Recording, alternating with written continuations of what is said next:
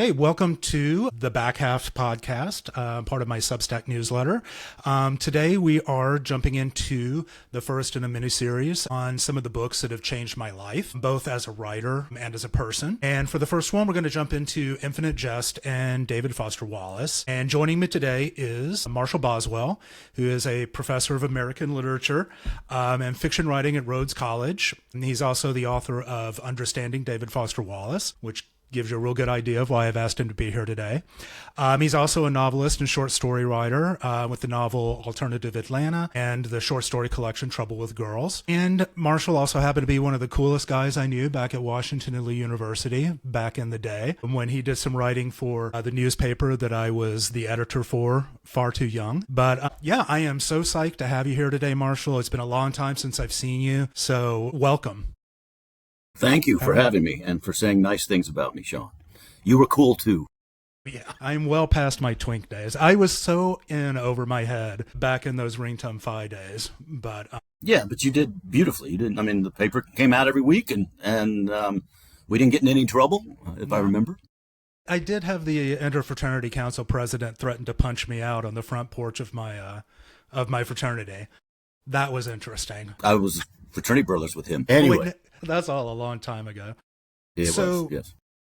Infinite Jest is one of those books for me that kind of pulled me, even mentioning Washington and Lee. When I went to Washington and Lee, I had intended to do a lot more work or a lot more classes with the English department. And I very quickly kind of got into this mental space where I just didn't feel as smart as everybody else there. I just didn't have kind of the background and had not done a lot of the same kind of reading and close reading and things like that other students had. So it took me a long time after college to really start to get into more literary stuff and actually close reading a lot of the stuff I was supposed to read when I was in college. And then Infinite Jest just was something that I picked up while I was traveling for work.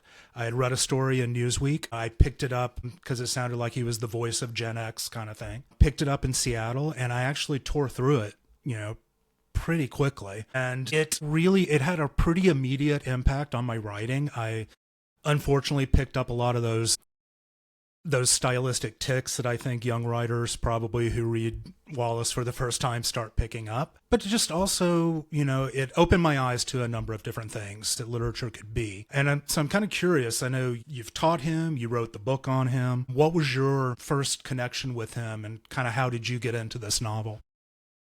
So when I was an undergraduate and an English major, somewhere around my senior year, I discovered postmodernism. Read Lost in the Funhouse. It was assigned to me by John Barth, brilliant story collection that sort of launches American postmodernism. And I had also read Gravity's Rainbow by Thomas Pynchon. So Thomas Pynchon and John Barth were huge in my brain. In fact, I did an honors thesis on Gravity's Rainbow in my senior year. So steeped as I was in all of that material, I was also reading a lot of Wittgenstein. I took a whole course on the great Ludwig Wittgenstein. So at that moment when I'm reading Wittgenstein, reading Derrida and Thomas Pynchon, my younger brother handed me a copy of Wallace's first novel called Broom of the System. He bought it on a whim because in the title page, Wallace acknowledges somebody named Robert Boswell, and that was my brother's name, so he just bought the book. Robert Boswell, of course, is a novelist, and somebody Wallace met in Arizona when he was getting his MFA. Boswell helped get Wallace his book contract. He was all of 25, I think, when Broom of the System came out. But Broom of the System was my entry into Wallace. It was his first novel. He wrote it as an honors thesis at Amherst. It's a sprawling comic novel that's an homage to Pynchon.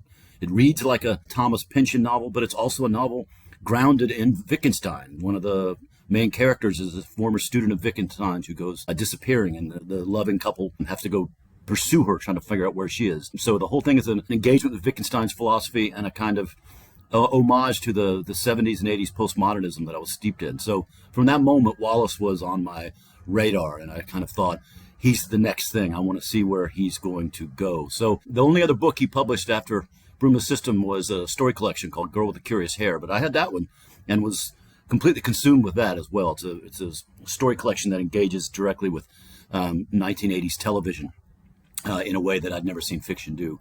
So I was waiting for Wallace to produce something big. I thought he would.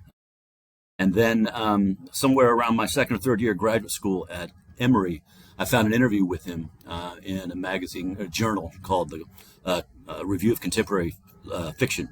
And this interview has now become one of the most famous pieces of Wallace sort of scholarship, where he is laying out his program for Infinite Jest. He was writing it when he gave the interview.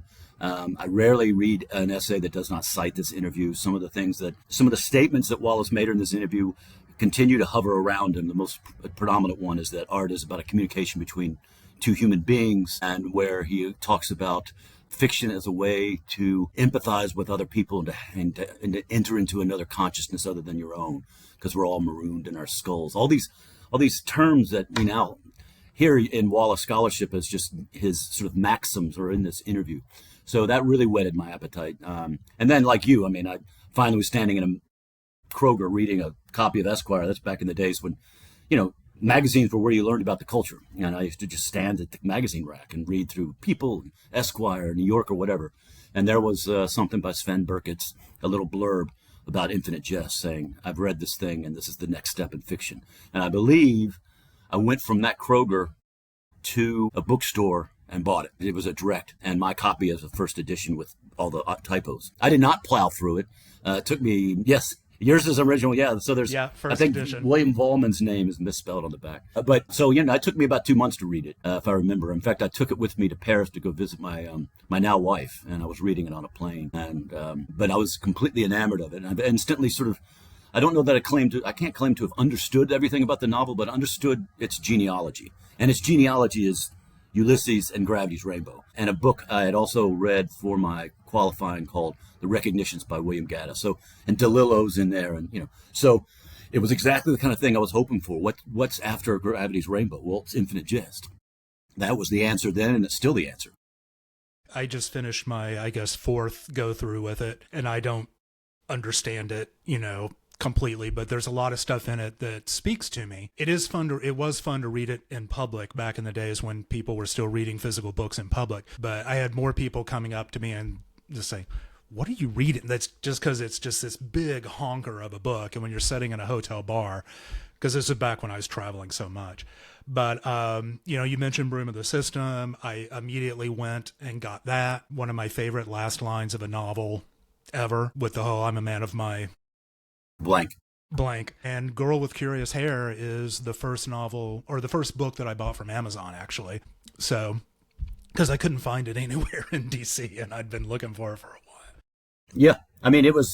It had come and gone by the time Infinite Jest had arrived, Yeah. So I think one thing that was interesting, and like I said, one of the reasons I jumped at it so quickly was because of that, tying him as kind of if not a spokesperson for Gen X, then at least one of our generation's biggest, literary stars or genius, depending on how you want to put it. Do you think he actually is representative of Gen X?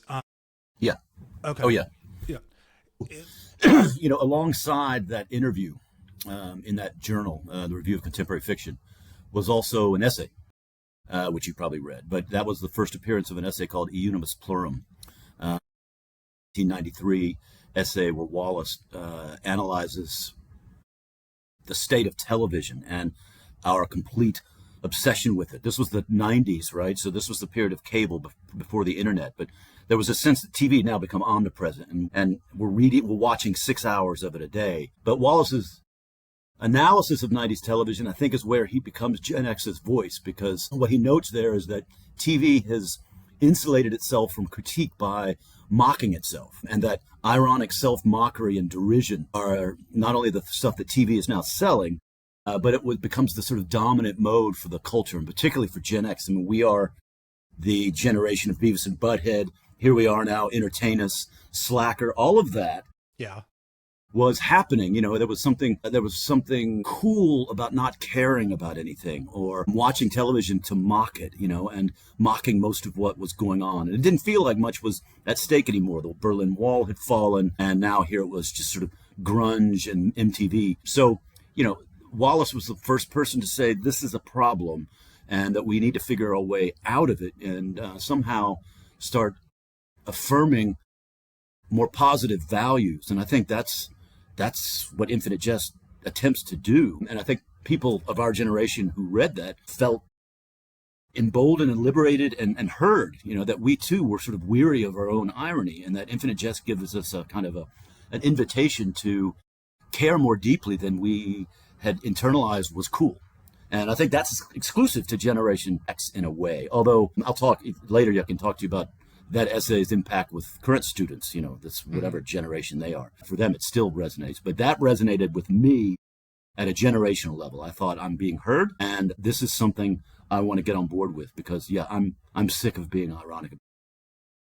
I have an ironic tendency to my own stuff. I know it's there and I've always enjoyed it, but I think one of the things I got from Infinite Jest and then later on from his essays and other things was that sense that it was okay to be earnest about things, that it was okay to believe in it a little bit, to actually believe in something or have your empathy be without something undercutting it, and being able to put yourself out there and kind of be naked about who you are in a lot of different ways. And it is kind of funny when you mention, when we talk about Gen X being so ironic, I remember, and I bring him up because Wallace wrote about him and he just died recently, the David Lynch. I remember looking at things like, I don't know how long it's been since you saw Blue Velvet, but the opening of Blue Velvet with the very Americana kind of his vibe kind of thing. And I read it, and my friends, we all read it as very ironic. And it wasn't until years later, getting to know Lynch more and reading more and hearing more from him, realizing he didn't really mean a lot of that stuff as pure irony. I just think that as people in our 20s, we were conditioned to find irony everywhere, even if it maybe wasn't there. Yeah, that's really fascinating. And I've had the same experience with, say, Talking Heads. Talking Heads, which it just seems it was all whimsy with Talking Heads, but there's something at the heart of David Byrne that's genuine. Same as it ever was. That's not a sneer. That's a moment of consolation. So yeah, and I think he has allowed us to revisit things like that and see them anew. One thing that I've been kind of curious about, and I don't know if this is even something that would be possible, I've kind of wondered with so much prestige TV and things like that out there that have adapted major works. I mean, even DeLillo's gotten, a White Noise adaptation and things like that. This seems to be something that kind of screams for, like, a 10-episode HBO series or something like that. Do you think this is something that would hold up to that, or is it just something that people are missing out on? Yes, there's been talk about this since 2014. We can't, it's a huge project, and I've been involved in some of this, but I can't talk more about it. But I think it's a kind of project where I'm going to be perfectly honest. I think one of the problems that people who are trying to pitch this run into is that whoever you're asking to direct it has to read the book.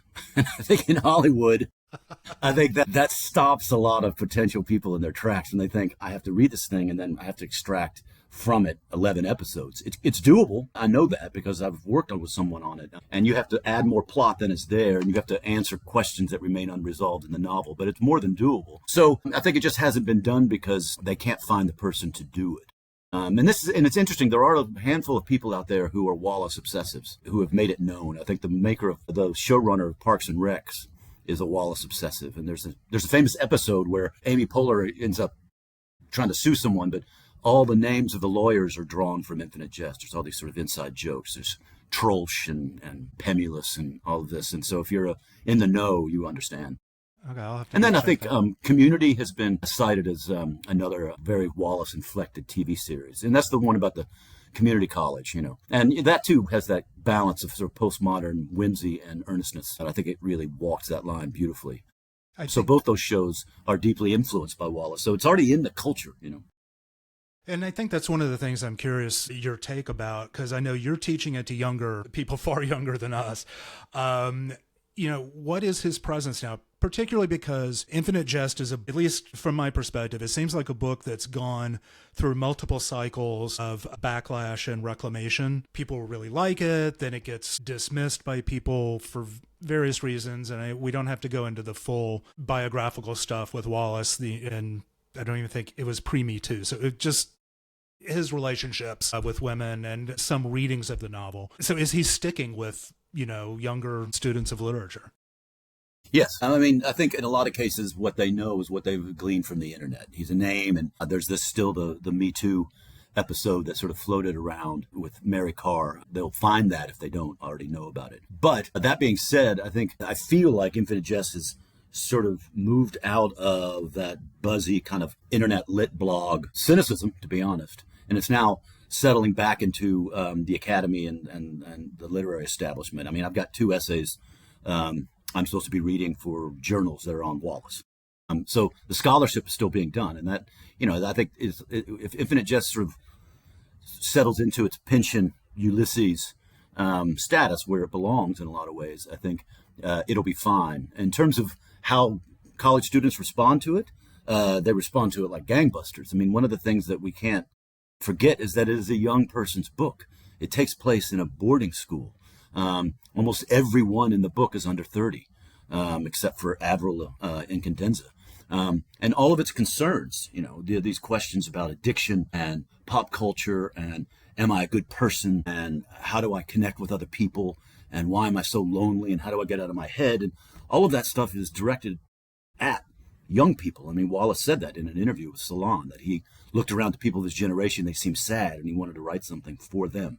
So in my experience, if I have 18 students in a classroom and we're walking through Infinite Jest, they become completely consumed with it. And some of the best undergraduate scholarship I've ever read, comes out of this book because their brains are activated. There's so many things they want to talk about now. They want to talk about their relationship to pop culture. They confess to me that they smoked a lot of weed in high school and they feel bad about it and they're still hiding from it, and all of this self-revelatory stuff comes out of this teaching experience. And it's like nothing else. I mean, people don't come up and confess to me their Catholicism when we read Flannery O'Connor. Yeah. But this book is a sort of personal journey for everyone, and it opens up parts of their brain that they thought that only they had, Yeah. And they find out that they're not alone out there, and it's consoling that way. Yeah, it's interesting to me, and something you said a minute ago, in terms of it, any sort of screenwriting would need to be fleshed out a little bit because actually, for a 1,000-page book, it's not a lot of plot. If you sit down and chart out kind of everything that quote unquote happens, I mean, there's not a lot of action, if that makes sense. It's all very interior and a lot of different things. And one thing that I think probably spoke to me, because probably a couple years after I first read it, I did spend some time in recovery because my late 20s got a little wild. And so when I reread it, a lot of that was speaking to me. And I think it was speaking to me even before then, because, that's not something that generally just happens, over the course of a summer or something like that. So, that always spoke to me. He was a tennis player. He wrote beautifully about tennis. And I really just kind of identified very strongly with the tennis part of the novel. But I think what I'm trying to steer us toward is, he does have his place in the culture. Reading it now, there are some things that I think, some things stick out that he kind of predicted with American culture in the direction he goes. And then there are some other things that I think he took a big swing and made some misses. Just from your perspective, and particularly with your students and teaching it, what do you think really hits reading it today in our current situation? Well, so one thing that is remarkable, if you to look at the political landscape right now and remember reading this in 1996, is his imagined political world of the year of the dependent adult undergarment. I mean, the president of the United States is a former lounge singer, agoraphobic, who in the absence of a unifying enemy creates an enemy out of Quebecy terrorists, And so here we are in the world of Trump, and we find ourselves in conflict with, of all things, Canada. So that's bizarre that he got that right. I don't think he was actually predicting that, but because that was a joke. The idea that the Canadians were a threat or unknowable is one of the book's, kind of broad jokes, but that's current. I think at the time I read it, I didn't think about how prophetic it was that these kids all sit alone by themselves and consume entertainment on what he calls teleputers. He imagined the TV screen and the computer screen to merge. And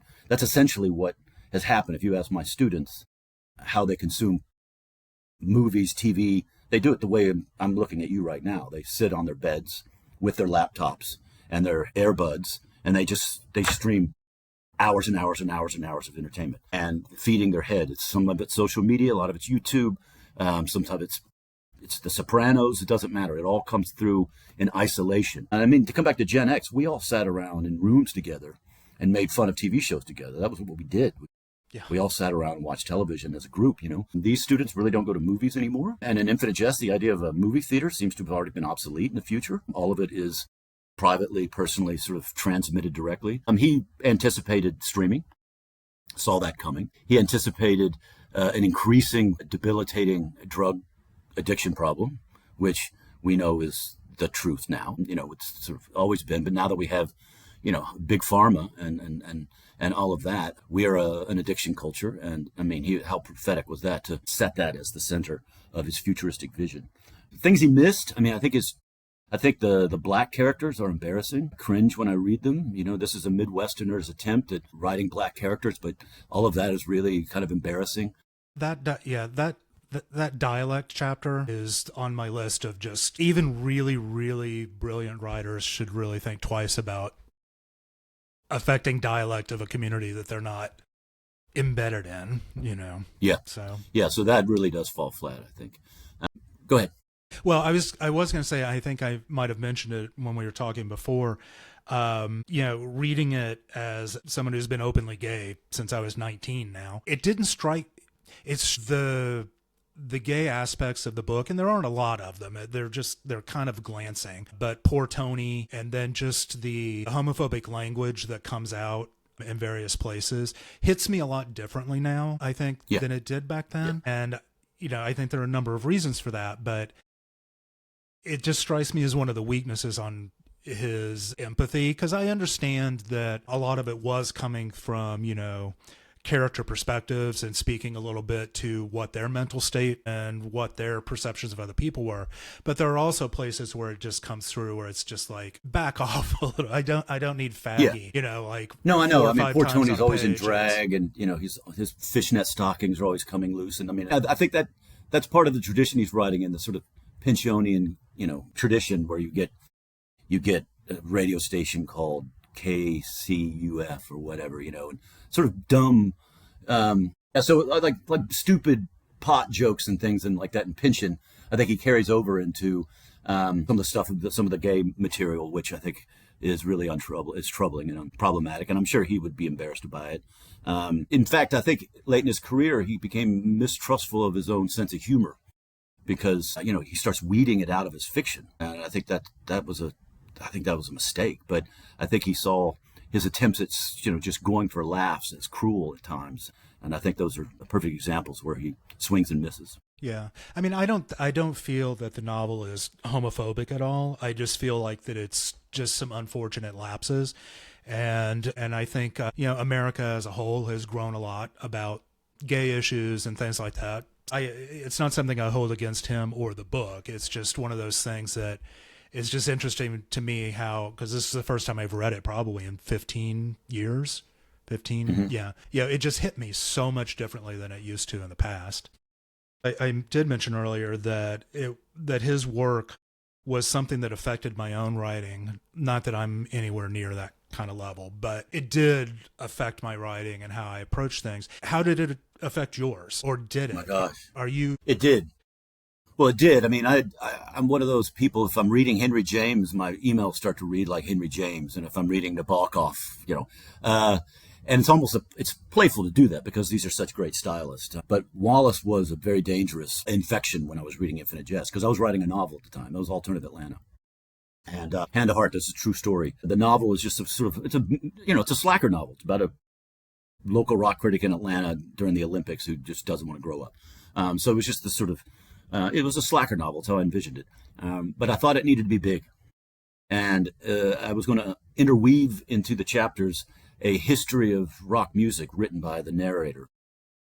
And I wanted the book to be 600 pages long because I thought an important book has to be big and long. And I wanted it to be I wanted to digress. I mean, I didn't have endnotes, but I did have this idea that I was going to just go everywhere in the novel. And people who were reading it for me just said, you got to get rid of all that stupid rock thing. I mean, it just, why is that in there? And I thought, but it has to be, because that's how you become a great writer, is you write a big, long, complicated book. So I wisely cut all that. I don't even know if I have access to that material anymore. It's probably from an old word processor, some brother word processor with a disk. So it's just as well I have no access to all that material. But this was, 200, 300 pages of fiction that I excised from what is now just a 300-page novel. And so that was Wallace's fault. I did totally Wallace's fault.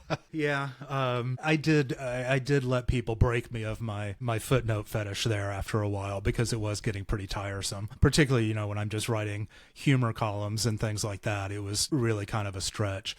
But it was fun. Did you read the D.T. Max biography? I have it. I have not read it yet. It's just not a quiz. No, that's it's okay. a lovely little biography. Yeah. But one of the fascinating things you get from that is that the endnotes almost happened by accident, because his editor, David Peach, just kept saying, you got to cut this thing. He hated all of the wheelchair assassin, Canadian separatist stuff. He wanted to get rid of all of it. And that's why so much of it is in the endnotes. So Wallace would lob it off and stick it in an endnote, So I think the endnotes, he might have had some of them in there, but the way they sort of metastasize in the book and have endnotes against endnotes, and where you start to find out that really essential stuff is in the endnotes, it's because a lot of that was originally part of the manuscript. So this thing that's so identifiable about Wallace and Infinite Jest has a kind of almost accidental gestation, which is interesting. I almost feel like I'm reading a web page sometime when I'm going through it, because it feels like and it might be because I read the Kindle version this time, which is actually a lot easier to kind of go back and forth, but it does feel like clicking links and going down kind of a web hole sometimes, when you're reading it that way, which is just... And that was prophetic. I mean, the web had just started. All I used the web for in 96 was guitar chords for Elvis Costello songs. That was it. I was still getting my news from a newspaper. Mm-hmm. And so I didn't know that he was thinking about web, but you were starting to hear hypertext. And I think if you read Eunos Plurim, you realize that he was reading a lot about upcoming technology. So that's hypertext was probably what he was thinking about. Just as an aside, one of the near hits with turning the novel into a miniseries came with a director who wanted to somehow create a way for you to point your remote at your TV set when a little light blinks up and you go to an endnote, a kind of visual endnote, while you're watching the thing. And there was going to be, hours and hours of extra content that you could click to. And, other writers and directors would do these little mini bits of side story, but that never happened. But that's an interesting challenge. How do you convey the idea of the footnote or the endnote on a TV screen? Hadn't been realized yet. And there's also, I guess how do you solve the problem of doing a visual entertainment about a visual entertainment that you can't show because the visual entertainment, is supposed to, lock you down. And again, I think one of the reasons I got so into the book so quickly is because it has that genre undertone to it. It's not a genre novel by, I think, any stretch of the imagination, but it has elements of that. It's very science fiction-y in terms of the technology and the idea of an entertainment that, is so entertaining that you don't do anything else ever again. But, I think I don't want to sound like I'm dismissing genre, because I'm a big genre fan, but I don't know. It's just something that's interesting to me. You can Google his course syllabi at Pomona and even in Illinois. He used to teach The Stand by Stephen King, a novel he revered. And he loved Lord of the Rings. And I can tell a story about that if you want. But Lord of the Rings was very important to him. Go ahead. I'd love to hear that. Oh, okay. So when I was working on Understanding David Foster Wallace, I had nothing to go by. No one had written anything on it. So I had just come across a biography of Tolkien by a guy named Shippey, I think was his name, Tom Shippey, and read it because I was just interested. And Shippey mentioned that the ring might be a metaphor for addiction, and that people who get the ring become addicted to it. And then I started thinking about the ring wraiths. I'm trying to find the ring, and I was reminded of the wheelchair assassins trying to find the entertainment. So I wrote Wallace. I have one letter exchange with him, asked him if he would answer some questions about the novel, and he agreed to it and said, I can't tell anyone, but now that he's no longer with us, I can tell you that he did do this. None of the answers were usable, but the one on Lord of the Rings was interesting because I asked him outright, is the entertainment, which I know is a metaphor for addiction, were you thinking about the ring, and were the wheelchair assassins reference back to the ring wraiths? And he says, I don't really know much about Tolkien, but you're welcome to go with it. Which was a lie. We know from the biography that he read it, Lord of the Rings, as a child. It's the thing that made him fall in love with books. So whether or not the ring wraiths and the wheelchair assassins connect up in his imagination, it's an interesting connection, and he was careful both not to deny it and not to encourage it. Yeah, I've always liked his willingness to engage with culture, like Teaching the Stand and the essays and stuff, and a supposedly fun thing I'll never do again. Yeah, it's just, that's always been something that spoke to me, partly because, you mentioned The Stand. Stephen King's the writer that made me love books when I was a kid, because my parents had no idea what I was reading when I was a little kid, because I read The Shining when I was like late 6th grade, and then I picked up Vonnegut at that point, and so his willingness to engage actually made me feel a little bit better about, engaging with what you would, higher tier or, higher tier literature. And I'm just really glad I'm just so glad I picked up the novel, because it did make me realize I could read these things and feel comfortable, which sounds weird, I think, No, but I think it's exactly right. Again, if you look at that interview he did in '93 when he was writing Infinite Jest, and this again comes back to the idea of Gen X being, his being the voice of Gen X. One of the things he said in that struck me at the time as liberating was, he said, all those hours and hours of watching television that I did when I was a kid, which we all did, Brady Bunch, reruns, all of that. He said, what it internalized in me was that art is supposed to somehow be fun. That should be fun, and he says, I agree with that. I mean, I think Infinite Jest is this amalgam of both pure fun and hard work. And I think he asks you to do the hard work, but he rewards you with the fun, with just the book being entertaining in a way that not even Pynchon, I think, can match. It's closer to Vonnegut in some ways. John Irving, a lot of much more popular writers, I think his humor is grounded much more in that kind of, literary but still whimsical postmodernism. So, yeah, you mentioned Irving. I remember my 7th grade teachers being amused that I was walking around with my copy of The World According to Garp. They were always like, do you understand what you're reading? I'm like, yeah, this is really good. That's the book that made me want to be a writer. Oh, really? Oh, yeah. Awesome. Yeah. I love that book so much. Yeah, I've read that 12 times. But oh, God.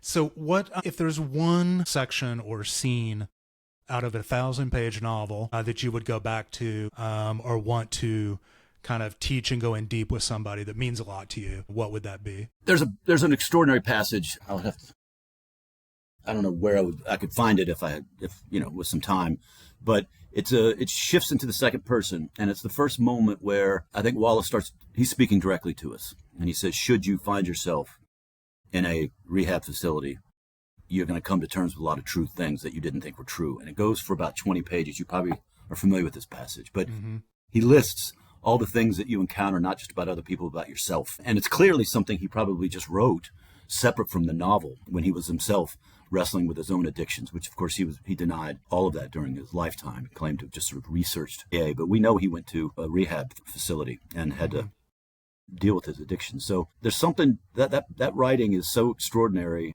and it usually stops people in their tracks. And so that's one that I go back to. Sometimes I just go look for it, and it's a key moment where he points out, and this again is such a moment of self-revelation. He says that the people who have the most trouble dealing with addiction are people who are really smart, because they think they're too smart for the cliched bromides of AA, which speak a real truth that they don't want to face up to, So the worst thing to be addicted to is your own thinking.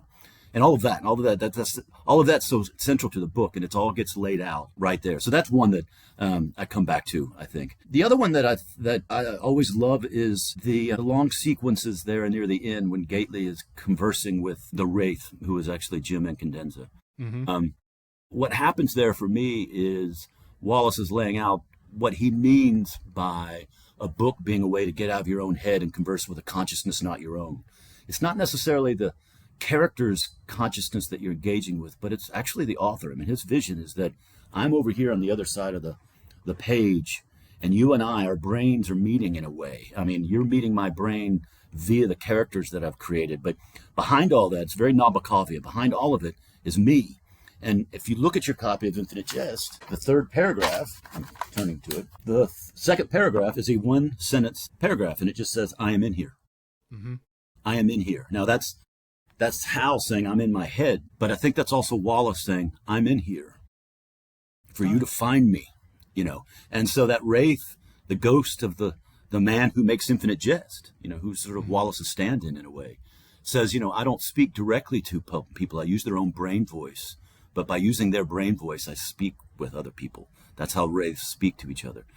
Chilling to think about him now that he's dead and he is himself a ghost, in a way. But he's the ghost in the machine. And I think so much about Wallace's art is conveyed in those sequences where the wraith is speaking directly to Gately via Gately's own brain voice.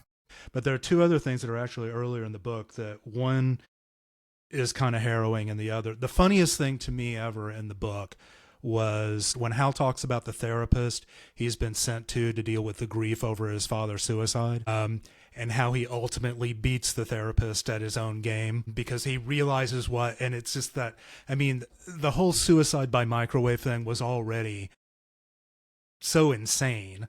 And then for it to turn into that, you know, I thought I smelled something delicious thing was just gross and funny. And I've just always loved that section a lot because it spoke so much to, you know, intelligence and the way we manipulate each other and things like that. But I think the other one is just the early chapter with she said she would call the person waiting for that is, as somebody who suffers from anxiety, that is just such, it's anxiety inducing to read it, but it's just an amazing bit. And it's early enough in the book that my memory is that when I got to that, and it's only like the third section of the book. Yeah, it's very early. But when I got to that, I thought, I'm in. I mean, I might not have been completely engaged with the first couple of, you know, Mildred Boink and Hal. I don't know what's going on with Hal, why he can't talk. But when that happened, I thought this was why I loved this guy, because he was, you know, in terms of set pieces, he's pretty much untouchable. Mm-hmm. And Bruma's System, as you know, I mean, it's just a series of really funny but really accomplished set pieces stitched together into a novel. But all those stories that, you know, the pathetic lover of Lenore tells, and but that thing, yeah, that was the moment of lift for me, and I stayed with the book because those little passages of brilliance keep popping up. You keep getting them. Mm-hmm. Long patches where you want to give up, but there's always one of those around the corner. Just any final thoughts on it that you'd like to communicate to people? You know, you come at a book differently every time you read it, and I think the AA stuff, in my first reading, I didn't realize how central it was to Wallace, to his art. But it's not just AA. What I come away with the AA stuff now is a bigger engagement with, I think, religion in a way. I mean, if you go into AA, it's according to the book, according to what I know about AA, you know, you're supposed to embrace a higher power, and the main character, Gately, his higher power is a vast nothing, but it still works. So it's a kind of almost an existential thing. But there's a character named Lenz who's walking around with a copy. It's encoded, but it's a copy of William James's Varieties of Religious Experience. And in it, he's cut a hole and he's put his cocaine in there. But he just walks around with this copy of James's great book on religious experience, something I read recently again. And so for James, he doesn't care if there's a God or not. All he cares about is, does some kind of religious experience, is it beneficial to the person? I mean, he's not asking about organized religion. He's just wondering about what this means. And I think Wallace had this very broad vision of what a religious experience could be. And it's one that's sort of where you get out of your own head into something bigger. And I think, you know, the book itself is sort of offering itself as one of those kinds of experiences. So I think people can get caught up in the AA stuff in a way that's fine. You know, it is legitimately handed over to people who have addiction issues as consoling, I think. But I think he also saw AA as a metaphor for a way of thinking about helpful spiritual paths that don't even need a God, you know. Mm-hmm. As Gately points out, you know, I don't believe in a God, but I have a sense of control over my behavior now that I think corresponds to what I think James would talk about, in the varieties of religious experience. He brings up James again in Pale King, very importantly, where a character is converted not to a religion, but into being an accountant. And the James references are a little even stronger. So I go back to Infinite Jest and think about William James a little bit more than I did first time I read it. Cool. Anything you're working on that you'd like to tell people about? I have come off a really productive sabbatical where I worked on a book manuscript that's sitting right over there in my office called Lit, How Reading Literature Can Hack Your Brain. And the idea is it's a piece of public scholarship, but the idea coming actually from Wallace's statement in that interview that reading fiction is the only way to experience a consciousness other than your own. And that is a way to increase empathy. But there's other things that reading fiction can do that connect up to what we now know about neuroscience and cognitive science. The idea of theory of mind, our ability to understand what's going on inside the minds of other people. This is something we acquire. It's something we learn to do. Fiction can enhance that ability, not only because we have direct access to people's inner consciousness so we can project them onto the people we're with, but reading fiction trains us to be better mind readers. Again, it expands our empathy, improves our ability to express ideas because it's language pressed to its highest achievement. I mean, as you know, you read Infinite Jest and you started writing like him, but there's nothing wrong with that because it just means that you're now thinking at a much more layered and lucid and complex way. And I think the book led you to do that. So, it's not really a self-help book, but it's a book arguing that reading literature is good for mindful practice. I'm stalled right now because having finished it, I now have to deal with AI, and people reading less and students having papers written for them. And somehow I want to have this book engage with some of that, but that might be too big. I don't know. It's a big topic. I've been on my anti-AI warhorse for a little while, but I'm sure you were one of the first people to plug your name in and see what it produced. It's terrible. I've read like 3 columns in the past 5 or 6 days about people asking it to like read their own writing or something like that. They're kind of testing out. It just makes shit up over and over and over. And I'm just like, I'm on a website called Academia EDU. I got an email 2 weeks ago saying, here's a podcast produced by AI about your essay on Wallace. And in fact, it wasn't about that essay at all. It was about Understanding David Foster Wallace, that book. But here was this British voice, machine voice, saying Boswell argues this, this, and this. And I'm thinking, I never said any of that. I mean, and I didn't ask for this thing to be sent to me, but it was. I kind of an aside, but, my day job is real estate, and they're giving real estate agents all these tools to record themselves, like just saying a bunch of words, and then they just produce podcasts and videos and all this other kind of stuff where the people they're not actually creating the content. They're farming it out to AI. And I'm like, guys, this is not good. You are going to get in trouble for this. But I don't know. I love technology. I've always loved being on the cutting edge of technology, but this is like the one that I'm like, not liking this. Well, I mean, there's books. Yeah. Let's see. That's a turntable in my office. Oh, wow. So yeah. I'm very much a Luddite that way. I just want to wrap up by saying, 1, thank you for joining me for this. And 2, my pleasure. Thank you for the book, Understanding David Foster Wallace. It really helped me understand the book a little bit more and really opened my eyes to a lot of the stuff that I wasn't getting, the first go around. Because to be honest, I had no idea what metempsychosis was. I first picked up Infinite Jest. And various, and a lot of other things in both Infinite Jest and Broom of the System and his short stories. And I just really appreciate that.